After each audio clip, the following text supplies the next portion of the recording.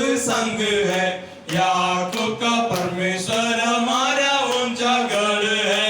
सेनाओं का यहोवा हमारे संग संग है। याकूब का परमेश्वर हमारा ऊंचा गढ़ है। लाजर को जिसने जिलाया, जक्कई को जिसने बचाया, ओ लाजर को जिसने जिलाया, जक्कई को जिसने बचाया, जिसके लिए सबको संभाला, ओ यहोवा हमारे संग संग है। जिसके लिए सबको संभाला, ओ यहोवा हमारे संग संग है। सेनाओं का यहोवा हमारे संग संग है। याकूब का परमेश्वर हमारा ऊंचा गढ़ है। सेनाओं का यहोवा हमारे संग संग है। याकूब का परमेश्वर हमारा ऊंचा गढ़ है। सेनाओं का यहोवा हमारे संग संग है। याकूब का परमेश्वर हमारा ऊंचा गढ़ है। सेनाओं का यहोवा हमारे संग संग है। याकूब का परमेश्वर हमारा ऊंचा गढ़ है। Hallelujah, hallelujah. யார் நம்மோடு கூட இருந்தாலும் இல்லாட்டாலும் இயேசு ஒருவர் இருக்கிறாருங்கிற ஒரு எண்ணம் மாத்திரம் நம்முடைய வாழ்க்கையில போதும். நம்முடைய வாழ்க்கையில பெரிய காரியத்தை என் தேவனுக்காக செய்ய முடியும். ஹல்லேலூயா, ஸ்தோத்திரம். ஆபிரகாம் ஒருவனாய் அழைத்து, ஆபிரகாமை ஒரே ஒரு நபரா தான் கர்த்தர் அழைத்தாரு. இன்னைக்கு இவ்வளவு பேர் ஆபிரகாமுடைய சந்ததியில இயேசு கிறிஸ்து மூலமா பிறந்துகிட்டே இருக்கிறாங்க. ஹல்லேலூயா.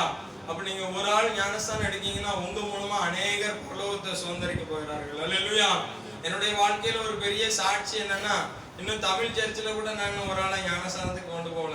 கர்த்தர் கிருபையா ஹிந்தி சர்ச்சில் 2 பேரை கர்த்தர் தந்திருக்கிறார். ஆமென். என் தேவன் மிகவும் பெரியவர். பரலோகத்துல இன்னைக்கு என் பேர்ல 2 பேருக்கு என்ன செஞ்சிருக்கோம்? அட்டெண்டன்ஸ் விழுந்திருக்கும். இன்னும் உங்க மூலமா உள்ள போயிற ஒவ்வொரு அட்டெண்டன்ஸ்க்காக ஸ்தோத்திரம். உங்களுடைய ஜீவ கிரீடத்துல பதிக்க போற ஒவ்வொரு முத்துக்களுக்காக என் தேவனை ஸ்தோத்திரிக்கிறேன். आमेन। परमेश्वर अपना मुकुट में आज से कितने लोग का आप सुसमाचार को कहते हैं, आपका द्वारा कितने लोग परमेश्वर के अंदर आते हैं, उसके अनुसार परमेश्वर वहाँ एक ही अच्छा पत्थर वहाँ लगाएगा आप लोगों का मुकुट में। हालेलुया। वो आनंदी जीवन मिलने के समय पर परमेश्वर अपना हाथ में देगा। मेरा मुकुट में आपका नाम से 2 पत्थर परमेश्वर अभी तैयार करके लहाने के शुरू किया। हालेलुया। वो कदम होने के बाद शुरू हो जाएगा, वो कदम हो जाएगा। हालेलुया। तो अभी यार आगे वाला समय में अरुल भाई का हाथ में मैं देता हूँ।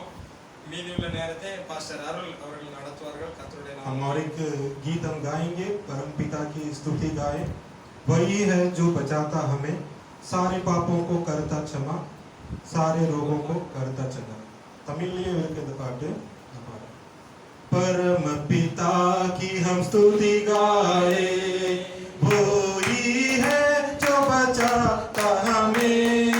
परम पिता की हम स्तुति गाए, वो ही है जो बचाता हमें, सारे पापों को करता क्षमा, सारे रोगों को करता चंगा। हम स्तुति गाए, वो ही है जो बचाता है। धन्यवाद उसके आसनों में, आनंद से आए उसके चरणों में। धन्यवाद उसके आसनों में, आनंद से आए उसके चरणों में। संगीत गा मुक्ति की चट्टान को जय ललकारे। परम पिता की हम स्तुति गाए, वही है जो बचाता हमें। चरवाई की मान को ढूंढा उसने, पापों की किस निकाला हमें। चरवाई की मान से ढूंढा उसने, पापों की किस निकाला हमें। हमको बचाने को जान अपनी दी, ताकि हाथ में हम उसके रहे, परम पिता की हम स्तुति गाए, कोई जो बचाता आमीन। हालेलुया। हालेलुया। परमेश्वर आज के इस दिन के लिए हम प्रभु को हम धन्यवाद देंगे। आज जो बपतिस्मा का जो आराधना हम यहाँ पर रखने के लिए आए हैं, दोनों भाइयों को प्रभु के सम्मुख में सौंपते हैं। अभी हमारे बीच में पास्टर इलिया जी आगे के कार्यों को हमारे बीच में, प्रभु की बातों को हमारे बीच में प्रभु के साथ रखेंगे। ஆண்டவராக இயேசு கிறிஸ்துவின் நாமத்தினாலே மறுபடியுமாக இந்த ஞானஸ்தான ஆராதனையில் பங்கு பெறுகிறதான அவங்களோடு கூட வந்திருக்கிறதான இந்த யாவரையும் இயேசு நாமத்தில் மறுபடியுமாக வாழ்த்தி வரவேற்கிறோம்। प्रभु यीशु मसीह के नाम से आज इस बपतिस्मा के समारोह में आप सबों को हम नमस्कार कहते हैं। प्रभु की अगुवाई के द्वारा जो बपतिस्मा का कार्यक्रम आज रख रहे हैं, और इसमें आप सभी शामिल भाई बहनों को हम प्रभु की ओर से हम स्वागत करते हैं। ஞானஸ்தானம் என்பது மதத்தை மாற்றுவதல்ல, மதம் மாறுவதல்ல। बपतिस्मा यानी कि धर्म को बदलने का अर्थ नहीं है। அது ஒவ்வொரு மனிதனும் தன்னுடைய பாவத்தை உணர்ந்து மெய்யான இரட்சகராகிய ஆண்டவராய் இயேசு கிறிஸ்துவை உள்ளத்தில் ஏற்றுக்கொண்டு அவரோடு செய்யக்கூடியதான உடன்படிக்கையின் அடையாளம் தான் ஞானஸ்தானம்।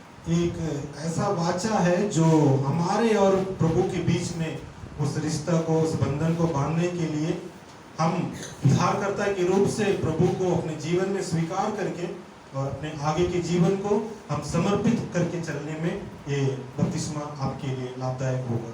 இயேசு கிறிஸ்துவினுடைய கட்டளை இப்படியாக நம்ம வேதத்தில் வாசிக்கிறோம்। மத்திய எழுதின சுவிசேஷம் 28ஆம் அதிகாரம் 19ஆவது வசனத்தில், நீங்கள் உலகமெங்கும் புறப்பட்டு போய் சகல ஜாதிகளுக்கும் நீங்கள் பிரசங்கித்து நீங்கள் அவர்களை சீசராக்கி பிதா குமாரன் பரிசுத்த ஆவியின் நாமத்தினாலே ஞானஸ்நானம் கொடுங்கள் என்று சொல்லப்பட்டிருக்கிறது। यहाँ पे मत्ती रचित सुसमाचार उसका 28वां अध्याय का 29वां वचन, यीशु ने इस प्रकार हमें यह आज्ञा दिया है कि इसलिए तुम जाओ, सब जातियों के लोगों को चेला बनाओ और उन्हें पिता और पुत्र और पवित्र आत्मा के नाम से बपतिस्मा दो। நீங்க ஞானஸ்நானம் எடுக்கிறவங்க நீங்க இருக்கிற இடத்துல எழுப்பி நிற்கும்படி உங்களை அன்பாக கேட்டுக்கொள்கிறேன்। जो भाई लोग बपतिस्मा ले रहे हैं वो अपने स्थान में कृपया खड़े हो जाएं।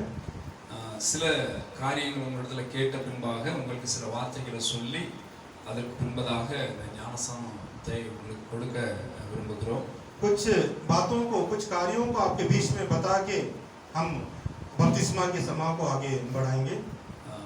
உங்களை பார்த்து சில காரியங்களை நான் கேட்கிறேன், அதுக்கு நீங்க பதில் சொன்னா போதுமானது। कुछ बातों को आपसे पूछेंगे, आप उसे सुनकर उसका उत्तर आप हमें देंगे। ஆண்டவராகிய இயேசு கிறிஸ்து கன்னி வயிற்றில் அவர் பிறந்தார் என்பதை நீங்கள் விசுவாசிக்கிறீர்களா? प्रभु यीशु मसीह कुंवारी मरियम के गर्भ से वो पैदा हुआ, आप विश्वास करते हो क्या? जोर से बोलिए। ஆண்டவராகிய இயேசு கிறிஸ்து என்னுடைய பாவங்களுக்காக அவர் மரித்து அவர் அடக்கம் பண்ணப்பட்டு 3ஆம் நாள் அவர் உயிரோடு எழுந்தார் என்பதை நீங்கள் விசுவாசிக்கிறீர்களா? हमारे प्रभु यीशु मसीह वो संसार में आया, मरा गया, गाड़ा गया, तीसरे दिन जी उठा और स्वर्ग को गया है, आप विश्वास करते हो क्या? இயேசு கிறிஸ்து அவர் உயிர்த்தெழுந்து அவர் பிதாவின் வலது பரிசத்தில் அவர் சிங்காசனத்தில் வீற்றிருக்கிறார், அவர் மறுபடியும் அவர் எனக்காக வருவார் அப்படின்றத விசுவாசிக்கிறீங்களா? यीशु मसीह जी उठकर आज भी पिता की दाहिने वो विराजमान है और वो शीघ्र आएगा हमें ले जाने के लिए, आप विश्वास करते हैं क्या? ஆண்டவராய் இயேசு கிறிஸ்துவுக்கு நான் என்னை முழுவதுமாக நான் ஒப்பு கொடுக்கிறேன், அவருடைய வார்த்தையின்படி சத்தியத்தின்படி கீழ்ப்படிவதற்கு என்னை அர்ப்பணிக்கிறேன்। யாருடைய கட்டாயத்தின் பேரிலோ அல்லது தூண்டுதலின் பேரிலோ நான் இந்த ஞானஸ்தானத்தை எடுக்காமல் என்னுடைய மனப்பூர்வமாக நான் சம்மதித்து இந்த ஞானஸ்தானத்தை நான் எடுக்கிறேன் அப்படின்றத நீங்க ஒப்புக்கொள்றீங்களா? आप यह मानते हैं या कोई बिना जबरदस्ती के या जोर जबरदस्ती के आपको ये बपतिस्मा नहीं दिया जा रहा है, आप पूरे मन से अपने मनों को फिरा कर प्रभु को अपने जीवन में उद्धारकर्ता के रूप में स्वीकार करके और अपना जीवन प्रभु के लिए समर्पण करके इस बपतिस्मा को आप स्वीकार करते हैं क्या? நீங்க இருக்கிற இடத்துல நீங்க உட்கார்ந்து கொள்ளலாம். आप कृपया बैठें. உங்க இருக்கையில உங்க சேர்ல நீங்க உட்கார்ந்து கொள்ளுங்க. आप जहाँ पे बैठे हैं वहीं पे बैठा रहिए. ஒன்று ரெண்டு வசனங்கள் மாத்திரம் நம்ம வேதத்திலிருந்து வாசிக்க நம்ம கேட்க இருக்கிறோம். एक तो वचन अभी बाइबल से पढ़ेंगे, फिर हम ध्यान करेंगे. மத்திய எழுதின சுவிசேஷம் मत्ती रचित सुसमाचार 3ஆம் அதிகாரம் उसका 3रा अध्याय. அதுல வேதத்துல நம்ம வாசிக்கும் போது இயேசு கிறிஸ்து அந்த ஞானஸ்நானம் பெற்று அவர் வருகிறதை நம்ம அங்க பார்க்கிறோம். हम बाइबल में देखते हैं यीशु मसीह वहाँ पे बपतिस्मा लेने के बाद वहाँ पे आ रहा है. இயேசு கிறிஸ்து பிரதித்திரமாக இப்பொழுது இடம் கொடு, இப்படி எல்லா நீதியையும் நிறைவேற்ற வேண்டியது நமக்கு ஏற்றதா இருக்கிறது என்றார். அப்பொழுது அவருக்கு இடம் கொடுத்தான். இயேசு ஞானஸ்நானம் பெற்று ஜலத்திலிருந்து கரையேறின உடனே இதோ வானம் திறக்கப்பட்டது, தேவ ஆவி புறாவை போல இறங்கி நம்மேல் வருகிறதை கண்டார். அன்றியும் வானத்திலிருந்து ஒரு சத்தம் உண்டாகி, இவர் என்னுடைய நேசகுமாரன், இவரில் பிரியமா இருக்கிறேன் என்று உரைத்தது.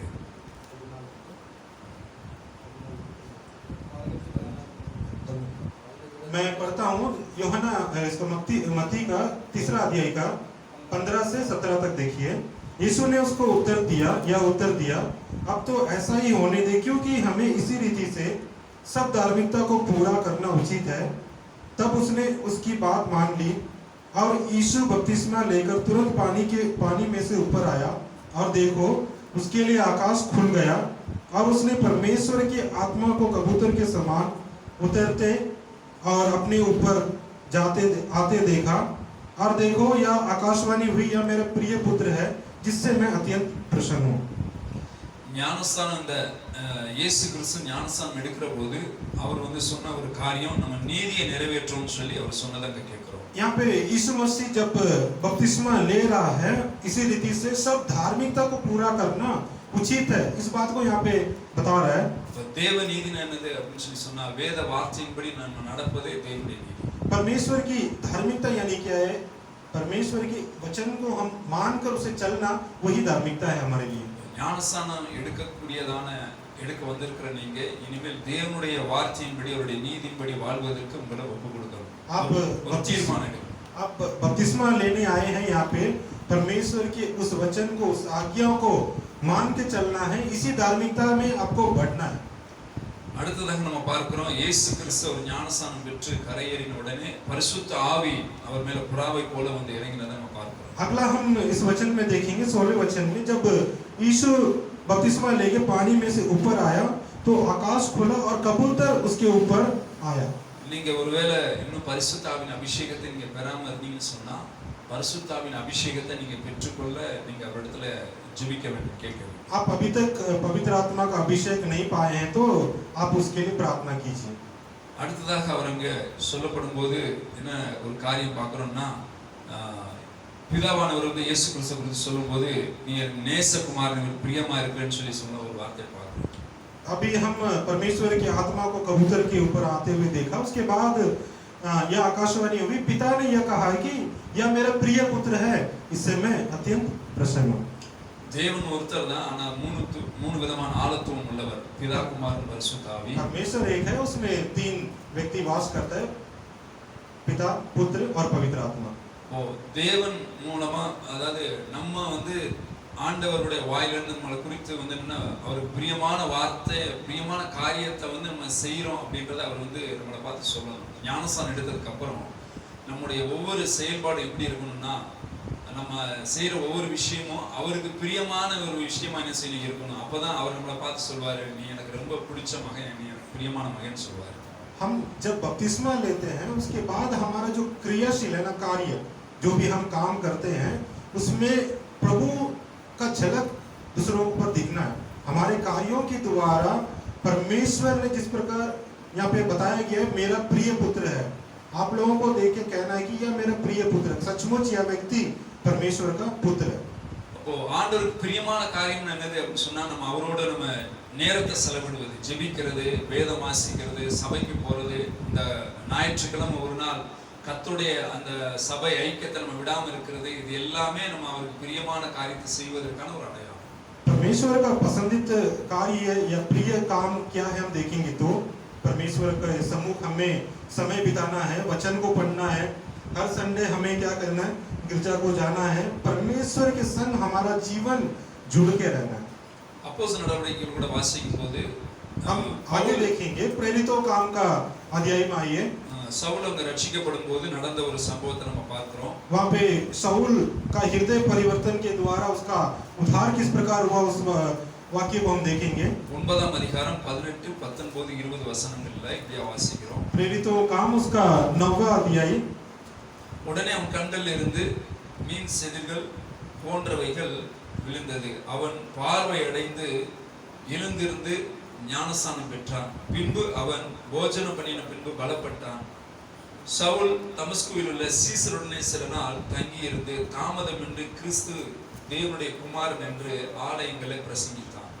यहाँ पे 9वें अध्याय का उसका 18, 19 और 20वें वचन पर देखेंगे। और तुरंत उसकी आंखों से छिलके से गिरे और वह देखने लगा और उठकर बपतिस्मा लिया, फिर भोजन करके बल पाया। 20वां वचन।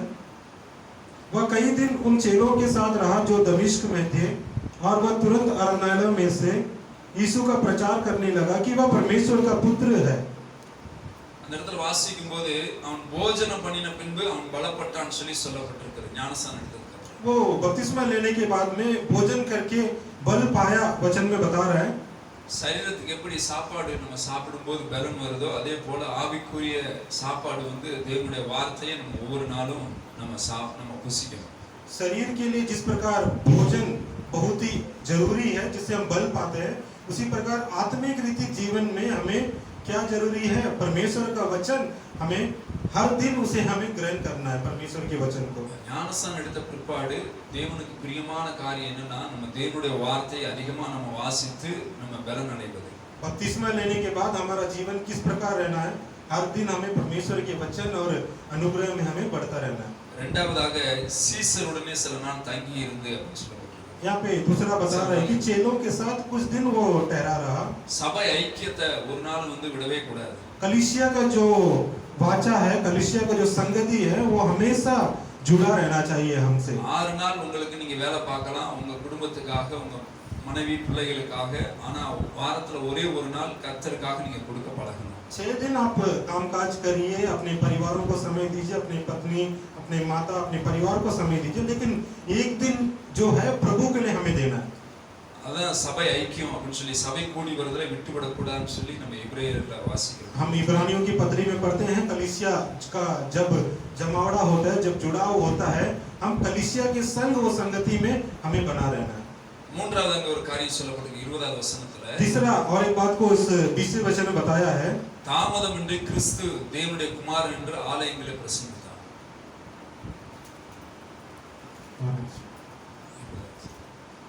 हाँ, यहाँ पे वह तुरंत आराधनालयों में से यीशु का प्रचार करने लगा कि वह परमेश्वर का पुत्र है। ஓ நம்ம ஞானஸ்நானம் எடுத்த பிற்பாடு நம்ம செய்ய வேண்டியது என்ன அப்படின்னு சொல்லி சொன்னா, ஆண்டவராய் இயேசு கிறிஸ்துவை எப்படி நீங்கள் அறிந்து கொண்டீர்களோ, உங்க உள்ளத்துல அவர் வந்ததுனால எப்படி நீங்க ஆசீர்வதிக்கப்பட்டீங்களோ அதை குறித்து ஆண்டவரை குறித்து நீங்க மற்றவர்களுக்கு போய் சொல்லணும். அவருடைய அன்பை குறித்து நம்ம சொல்லணும். बपतिस्मा लेने के बाद हमारा जो कार्य है, हमारा क्रिया किस प्रकार रहना है, जिस प्रकार हम यीशु का प्रचार करते हैं, उसी प्रकार हमें भी जाके दूसरों को प्रभु के उस समाचार को हमें बताना है, प्रभु के बारे में बताना है कि वो हमारे लिए आया, हमारे लिए क्या क्या नहीं किया, उन सारी बातों को हमें बताना जरूरी है। இதுதான் வேதம் என்ன சொல்லுகிறது அப்படின்னா, எனக்கு ஒரு ஊழியம் செய்தால் அப்படின்னு சொல்லி சொல்லுது. यहाँ पे वचन क्या कहता है? मेरे लिए एक सेवा किया गया है। இப்போ நம்ம ஆண்டவருக்காக ஏதாவது ஒரு வேலை செய்யணும், ஒரு ஊழியம் செய்யணும். हम परमेश्वर के लिए एक सेवा को हमें जरूर करना चाहिए। அந்த ஊழியம்னா என்ன? वो सेवा क्या है? ஆண்டவரை குறித்து நம்ம மற்றவங்களுக்கு சொல்லுவது. परमेश्वर के बारे में हमें दूसरों को बताना है। ஆண்டவர் என் வாழ்க்கையில என்ன செய்தார் அப்படின்றத நம்ம மற்றவங்களுக்கு போய் சொல்லுவது. परमेश्वर मेरे जीवन में जो भी कार्य को किया है उसे हमें दूसरों को भी बताना है। அதான் நம்ம அவருக்காக செய்யற ஒரு ஊழியம். वही जो है एक परमेश्वर का देने वाला एक सेवा है। இப்போ சொல்லுங்க என்னென்னலாம் நம்ம செய்யணும் ஞானஸ்நானம் எடுத்த பிற்பாடு? बताइए अभी आप लोग क्या क्या करना है हमें बपतिस्मा लेने के बाद? ஆண்டவரோடு நம்ம ஜெபத்துல நேரம் செலவிடணும். परमेश्वर के साथ हमें प्रार्थना में समय बिताना है। இயேசு கிறிஸ்து 40 நாள் உபவாசித்து அவர் ஜெபித்தார். ஞானஸ்நானம் எடுத்து முடிச்ச உடனே यीशु मसीह बपतिस्मा लेने के बाद वो 40 दिन उपवास के साथ प्रार्थना करा। உங்களை நீங்க நான் எடுத்த உடனே 40 நாள் உபவாசம் பண்ணி ஜெபம் பண்ணணும்னு சொல்லல. हम ये नहीं बता रहे कि आप बपतिस्मा लेने के बाद 40 दिन जाके उपवास रह के प्रार्थना करो, ஆனா ஒரு நாளைக்கு 1 மணி நேரமாவது ஆண்டவருக்காக கொடுக்க என்ன செய்யுங்க, நீங்க முயற்சி எடுங்க. लेकिन दिन में 1 घंटा हो सके तो आप उपवास के साथ प्रार्थना करिए। ஹalleluya. हालेलुया। சரியா? ரெண்டாவது நம்ம தேவனோட வேதத்தை வந்து என்ன செய்யணும், நேரத்தை நம்ம செலவிடணும். दूसरी बात है हम ज्यादा से ज्यादा समय किसमें बिताना है? परमेश्वर के वचन में हमें ज्यादा समय बिताना है। ஜெபிக்கும் போது நம்ம தேவனோடு பேசுறோம், வேதத்தை வாசிக்கும் போது தேவன் நம்மோடு பேசுறார். जब हम प्रार्थना करते हैं, जब हम बाइबल को पढ़ते हैं, बाइबल के द्वारा हम परमेश्वर से बातें करते हैं और प्रार्थना के द्वारा परमेश्वर हमसे बातें करता है। மூன்றாவது காரியம் என்னன்னு சொல்லி சொன்னா, तीसरा कार्य क्या है हम देखेंगे तो சபையோடு இருக்கக்கூடிய ஐக்கியம். कलीसिया के संग हो संगति। நான்காவது கர்த்தருக்காக நம்ம செய்யற ஊழியம். चौथा परमेश्वर के लिए हम देने वाला सेवा। ஐந்தாவது சாட்சி வாழ்க்கை. और पांचवा गवाही साक्षी का जीवन। ஞானஸ்நானம் எடுத்த பிற்பாடு நம்ம வீட்டுல, நம்ம சபையில, நம்ம வேலை செய்யற இடத்துல எல்லாரும் முன்பாக நம்ம சாட்சியா வாழ வேண்டியது நமக்கு கொடுக்கப்பட்டிருக்கிற ஒரு முக்கியமான ஒரு காரியம். पांचवी बात जो है, हम बपतिस्मा लेने के बाद हमारे कलीसिया में हो, हम जहाँ पे काम करते हैं, हमारे कंपनी, हमारे परिवार और हमारे समाज में क्या है, एक गवाही का जिंदगी, गवाही का जीवन हमें जीना है। ஆறாவது छठवीं, நம்ம ஆத்மாவுக்காக உத்தரவாதம் பண்ணுகிற ஊழியக்காரங்களுடைய வார்த்தைகளுக்கு நம்ம செவி கொடுப்பது, கீழ்ப்படிவது. हम छठवीं बात ये बता रहे हैं कि हम जिस प्रकार आत्मा से एक सेवक से जुड़ के हम रहते हैं, उस सेवक का बात हमेशा हमें मानकर चलना है, उसकी आज्ञा को हमें मानकर चलना है। இந்த ஞானஸ்நானத்துக்கு வந்து இந்த வார்த்தைகளை கேட்ட நீங்க ஒவ்வொருத்தரும் இந்த வார்த்தைகளுக்கு எத்தனை பேர் ஒப்பு கொடுக்கறதுக்கு ஆயத்தமா இருக்கிறீங்க? बपतिस्मा में आए हुए जितने भी भाई बहन हैं, आप कितने लोग अपने आत्मा को सौंपने के लिए आप तैयार हैं? நம்ம இப்போது கூட நம்ம தலையில் தாழ்த்தி நம்ம ஜெபம் हम பண்ணுவோம். सिरों को झुका के हम प्रार्थना करेंगे। இந்த ஞானஸ்நான ஆராதனையில பங்கு எடுக்கக்கூடியதான ஒவ்வொருவருக்காக இந்த ஞானஸ்நான ஆராதனை கர்த்தர் ஆண்டவர் ஆசீர்வதிக்கும்படியாக इस बपतिस्मा के इस कार्यक्रम को आशीष के कारण, आशीष के द्वारा चलाने में, आदि से अंत तक चलाने में प्रभु हमारी सहायता करे। இந்த ஸ்தல சபை போதகர் பாஸ்டர் பால்ரத்ன அவங்க வந்து இந்த ஆராதனைக்காக ஜெபிக்கும்படி நான் கேட்கிறேன். इस कलीसिया का जो संचालन है हमारे पास्टर पॉल, वो भी प्रार्थना करके आगे की ओर हम जाएंगे। தகப்பனே நன்றியோடு துதிக்கிறோம். पिता हम आपकी स्तुति करते हैं। இயேசுவே, यीशु, இந்த நல்ல நேரத்துக்காய் நன்றி செலுத்துகிறோம். इस अच्छे समय के लिए हम आपको धन्यवाद देते हैं। நீர் எங்களுக்கு கொடுத்த ஊழியத்தை நிறைவேற்றுவதற்கு, आपने जो सेवा हमें दिया है उसे पूरा करने के लिए, பலன் கொடுத்ததற்காய் உமக்கு நன்றியோடு துதிக்கிறோம். बल देने के लिए आपको धन्यवाद देते हैं। இன்றைக்கு ஞானஸ்தானத்துக்கு ஒப்பு கொடுத்த ஒவ்வொரு பிள்ளைகளையும் आज जो भाई लोग अपना जीवन को बपतिस्मा के रूप में प्रभु के लिए सौंपे हैं, பரலோக ஜீவ புஸ்தகத்தில் எழுதப்பட்டு காக்கப்படுவார்களாக. स्वर्ग की उस पुस्तक में उसके नामों को लिखा जाएगा। அவளோடு உடன்படிக்கை செய்து उनके साथ हम वाचा बांध के இந்த பூமியில் உயிரோடு இருக்க நாளெல்லாம் கைப்பிடித்து நடத்துவீராக. इस संसार में जब तक हम जीवित रहेंगे, आप अपना हाथों के द्वारा हमें अगुवाई करेगा। இந்த பிள்ளைகள் எதெல்லாம் இழந்து போனார்களோ அதெல்லாம் திரும்ப இயேசுவின் நாமத்தில் பெற்றுக்கொள்வார்களாக. ये जो भाई लोग जितनी भी चीजों को अपने जीवन में खोए हैं, वो प्रभु के नाम से वो दोबारा वो पाएंगे। இந்த பூமியிலே சகல ஜனங்களை பார்க்க இவர்கள் ஆசீர்வதிக்கப்பட்டவர்களாக இருப்பார்களாக. ये संसार में वो सबसे बड़ा आशीष का कारण वो ठहरेगा।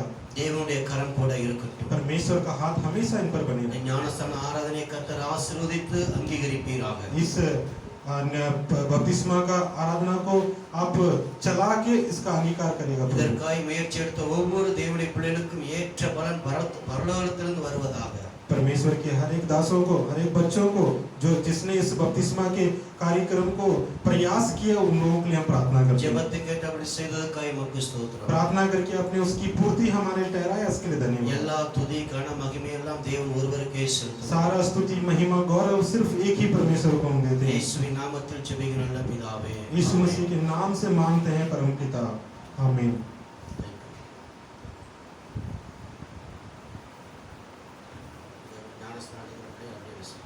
உங்களுக்கு உள்ள வந்து பாத்ரூம் வசதி இருக்குது. நீங்க ட்ரெஸ் மாத்திக்கலாம். आप अभी जाएंगे, अब कपड़ा चेंज करना चाहते हैं तो वो तरफ में बाथरूम है, आप चेंज करके फिर आ सकते हैं। उससे पहले हम गवाही सुनेंगे, ठीक है? पहले जोसेफ भाई आइए गवाही ஞானஸ்தானம் எடுக்கிறவங்க நீங்கள் ஒரு 2 நிமிஷம் சாட்சியை அவங்க ஆண்டவர் உங்கள் வாழ்க்கையில் வந்து உள்ளே வரும்போது உங்கள் வாழ்க்கை எப்படி இருந்தது, உள்ளே வந்ததுக்கப்புறம் ஆண்டவர் உங்கள் வாழ்க்கையில் எப்படி அர்ப்பணம் செய்தார்னு சொல்லி ஒரு 2 நிமிஷம் நீங்கள் என்ன செய்யலாம், மாற்றத்தை உங்கள் வாழ்க்கையில் நடந்த மாற்றத்தை நீங்கள் சாட்சியாக சொல்லலாம். 2 நிமிஷம் நீங்கள் எடுத்துக்கோங்க. அவர் நிற்கினாரு. சர்ச்சுக்கு ஒரு நாளைக்கு போகலைன்னா, ஒரு வாரத்துக்கு போகலைன்னா இதெல்லாம் ஒரு மாதிரியா இருக்கு. சர்ச்சுக்கு போனால் ஃப்ரீ ஆயிடுறேன். यीशु मसीह के नाम से அதனால 2 பொம்பளை பிள்ளைகளுக்கு எந்த கடையிலும் இல்லை. हिंदी பேசுவாங்க. நீங்க சொல்லி முடிச்சிருந்தீங்களா? நல்லா எங்களை ஆரோக்கியமாக வச்சுருக்காரு. எந்த குறையும் இல்லை. கால் கைக்கு எந்த குறையும் இல்லாமல், எந்த ஆஸ்பத்திரி செலவு இல்லாமல் என்னை பாதுகாத்ததுக்காய் நான் ஆனஸ்தானம் எடுக்கிறேன். இயேசு கிறிஸ்து நாமத்தினால் செவிக்கிறோம் நல்ல பிதாவே.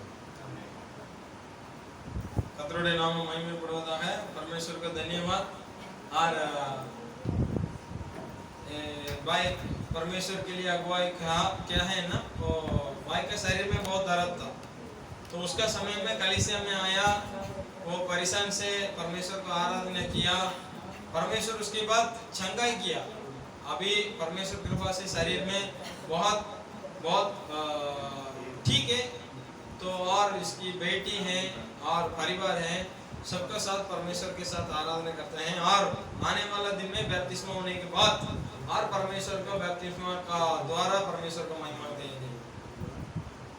अभी जोसेफ भाई आगे आइए परमेश्वर का अगुवाई देने के लिए. இப்பொழுது நம்ம மத்தியில் இருக்கிற சகோதரர் ஜோசப் ஜார்க்கண்ட்ல இருந்து இங்க வந்திருக்காரு. அவர் 2 வருஷமா இந்த ஹிந்தி ஆராதனையில அவர் பங்கெடுக்கிறாரு. முதலாவது இந்த ஆராதனை துவங்குறதுக்கும் இந்த சபையில் இப்படிப்பட்ட ஊழியம் துவங்குறதுக்கும் காரணமா இருந்தவர். சின்ன பிள்ளைல நான் ஞானஸ்தானம் எடுத்திருந்தேன் அப்படின்னாரு. நான் சொன்னேன் அது செல்லாது பரலோகத்துக்கு, அதனால நீங்க பெரிய ஆளான பிறகு பாவம் நீதி என்னன்னு தெரிஞ்ச பிறகு என்ன செய்யணும், முழுகி ஞானஸ்தானம் எடுக்கணும்னு சொன்னதுனால அவர் அதற்கு ஆயத்தமா வந்திருக்காரு. அவரை நம்ம முன்னாடி இப்போ வரவேற்போம். கர்த்தர் அவர் மூலமா பெரிய காரியத்தை செய்வார். जोसेफ भाई आगे आइए, अपना अगुवाई दीजिए.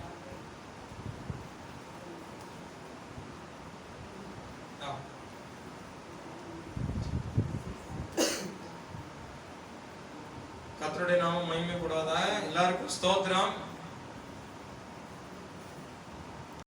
எல்லாருக்கும் கர்த்தருடைய நாமத்தினாலே வாழ்த்துக்களை தெரிவித்துக் கொள்கிறேன். मैं आया हूँ तो फरवरी में 10 महीना हो गया काम करते हुए.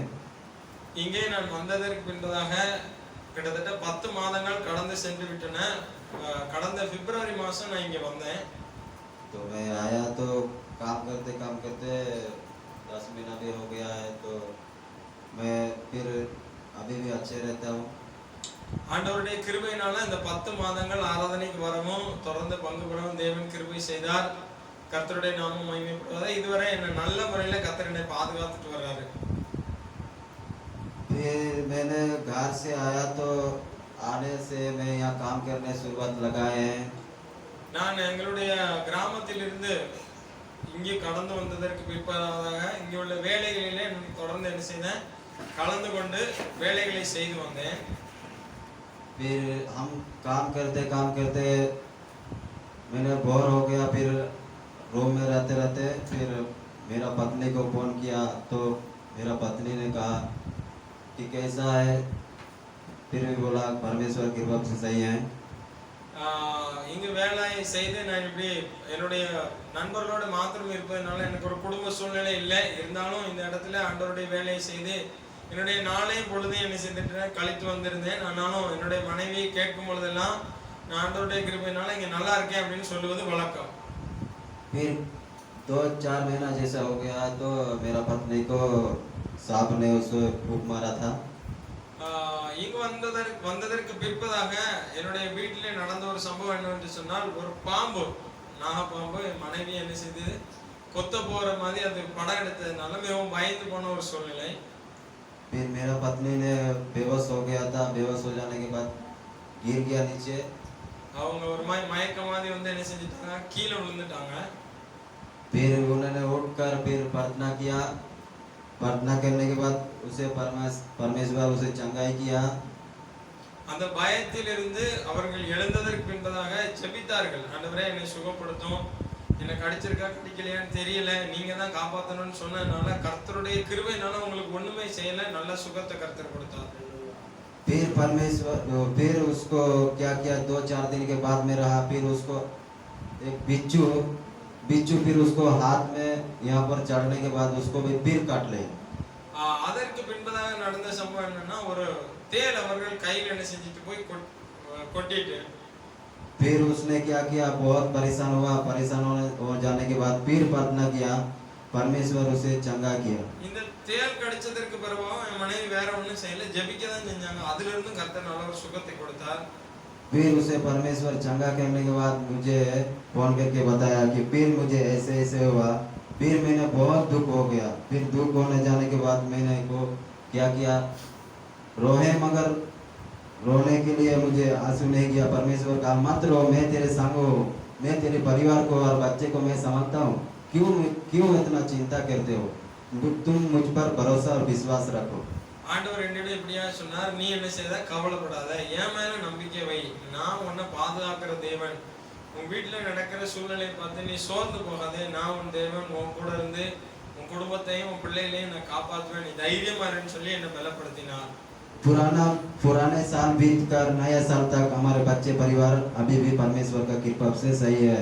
கடந்த வருடம் முழுவதும் கண்மணி போல என் குடும்பத்தையும் என்னையும் பாதுகாத்த என் தேவாதி தேவனுக்கு உள்ளத்தின் ஆழத்திலிருந்து நன்றி செலுத்துகிறேன். अगर मैं परमेश्वर के साथ नहीं रहता तो मेरे परिवार बच्चे लोग कहीं नहीं रहता। ஆண்டவர் இந்த பூமியில இல்ல அப்படின்னு சொன்னா நாங்கெல்லாம் இந்த பூமியில உயிரோடு இருக்கிறதுக்கு சான்ஸே இல்லை. आज मेरे परिवार के साथ, मेरे बच्चे लोग के साथ परमेश्वर है। ஆண்டவர் எங்களோடும் எங்களுடைய குடும்பத்தோடும் இருக்கிறதுக்காக என் தேவாதி தேவனுக்கு நன்றி செலுத்துகிறேன்.